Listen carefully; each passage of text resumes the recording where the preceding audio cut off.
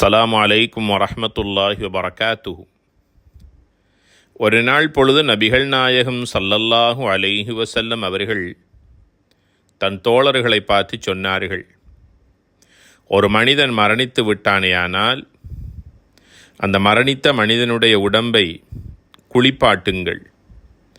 அந்த உடம்பில் ஏதாவது குறைகள் தென்படுமையாக இருந்தால் 4 பேருக்கு சொல்லி அந்த குறைகளை பகிரங்கப்படுத்தாமல் மறைத்து விடுங்கள்.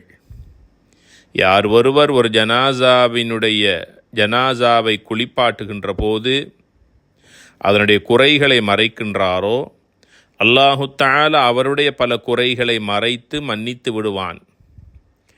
யார் ஒரு மனிதர் மரணித்தவருக்காக கஃன் செய்கின்றாரோ, அல்லாஹு தஆலா சுவனத்தினுடைய பட்டாடையை கொண்டு கஃன் செய்த மனிதருக்கு கஃன் அணிவித்து நல்ல ஆடைகளை அணிவிப்பான் என்று நபிகள் நாயகம் ஸல்லல்லாஹு அலைஹி வஸல்லம் அவர்கள் கூறியதாக சஹீஹ் முஸ்லிமில் இந்த ஹதீஸ் பதிவு செய்யப்பட்டிருக்கின்றது.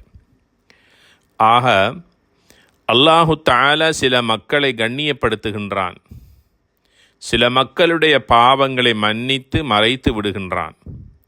அந்த மனிதர்கள்தான் ஒரு ஜனாசாவினுடைய குறைகளை மக்கள் மயப்படுத்தாமல் பகிரங்கப்படுத்தி அவருடைய மானத்தை பாதுகாத்து மறைத்தவரை அல்லாஹு தஆலா அவருடைய பாவங்களை மறைத்து விடுகின்றான், மன்னித்து விடுகின்றான்.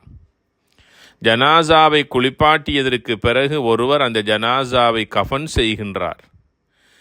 சுவனத்தினுடைய பட்டாடைகளை கொண்டு அல்லாஹு தஆலா அவருக்கு ஆடை அணிவிக்கிறான் என்ற நற்செய்தி நபிகளார் ஸல்லல்லாஹு அலைஹி வஸல்லம் கூறியிருக்கிறார்கள்.